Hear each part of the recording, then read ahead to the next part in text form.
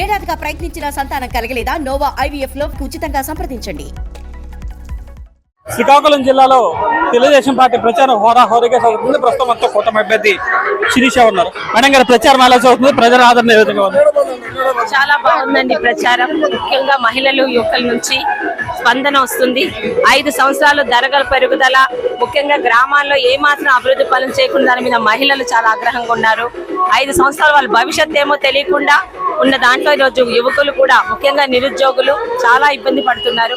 వాళ్ళందరికీ ఒక్క ఛాన్స్ జగన్మోహన్ రెడ్డి గారికి ఇచ్చిన ఎంత తప్పు చేశామో అర్థమవుతుంది. చాలా స్వచ్ఛందంగా, ముఖ్యంగా ఈరోజు తెలుగుదేశం, జనసేన, బీజేపీ కలవడం కూడా వాళ్ళు కూడా దానిలో ఉన్న ఒక మీనింగ్ అర్థం చేసుకొని ప్రతి ఒక్కరు కూడా ఈసారి ఖచ్చితంగా వైసీపీని మళ్ళీ ఇంటికి పంపించి జగన్మోహన్ రెడ్డిని జైలుకి పంపించి ఖచ్చితంగా చేయకపోతే రాష్ట్రం అన్నది ఉండదు, ఎవరిని బ్రతకనివ్వడని ఒక భయంతో కూడా ఉండి ప్రతి ఒక్కరు కలిసికట్టుగా ఈ రోజు వైసీపీ పతనానికి అయితే ముందుకు వస్తున్నారు. మీ మేనిఫెస్టోకి వాళ్ళ మేనిఫెస్టోకి మధ్య క్లాష్ నడుస్తుంది. ఎవరు మేనిఫెస్టోకి ప్రజల మద్దతు ఉంటుంది? అసలు వాళ్ళ మేనిఫెస్టో ఎక్కడ ఉందండి? గతంలోనేమో 3000 పెన్షన్ పెంచుతానని వచ్చాకేమో 250 అన్నాడు. ఈ రోజు పాపం ఆ క్లారిటీ అర్థమైనట్టుంది.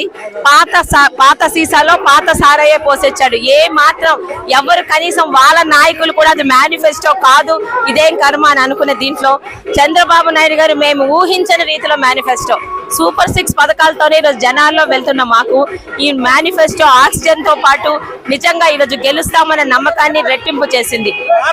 పాత సాసా అన్నారు, ఈసారి ఆ సారా హామీ కూడా ఈసారి లేకుండా అయిపోయింది. అంటే ఈ రోజు జగన్మోహన్ రెడ్డి గారి మేనిఫెస్టో చూస్తేనే ఆయనకి కనీసం రేపు గెలుస్తామనే నమ్మకం లేదు. ఏదో మేనిఫెస్టో ఇవ్వాలి కదా అని ఇచ్చి ఆ రోజు ఆ మేనిఫెస్టో ఈ రోజు చూసే, ఆ రోజు కూడా మీరు ఉన్నట్టున్నారు మాతో చూస్తూనే ఉన్నాము. మాట్లాడితే నేను గొప్పవాడిని, నేను అది చేశాను, ఏది చేసావు, నేను అది చేశాను అంటున్నావు, ఏది చేసావు చెప్పలేకపోతున్నావు.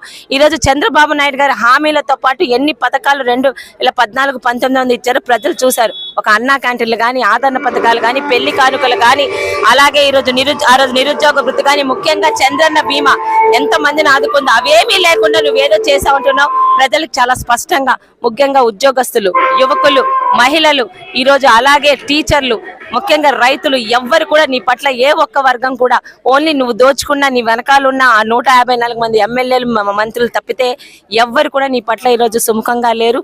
ప్రతి ఒక్కరికి రాష్ట్రం ఒక్క ఛాన్స్ ఇచ్చి ఎంత తప్పు చేశామో ఆ తప్పులో వాళ్ళ భాగస్వామ్యం ఎంత ఉందో కూడా ఈరోజు వాళ్ళకి అర్థమవుతుంది. ఈసారి జగన్మోహన్ రెడ్డికి ఎట్టి పరిస్థితుల్లో ఛాన్స్ ఇచ్చే ప్రసక్తే లేదు.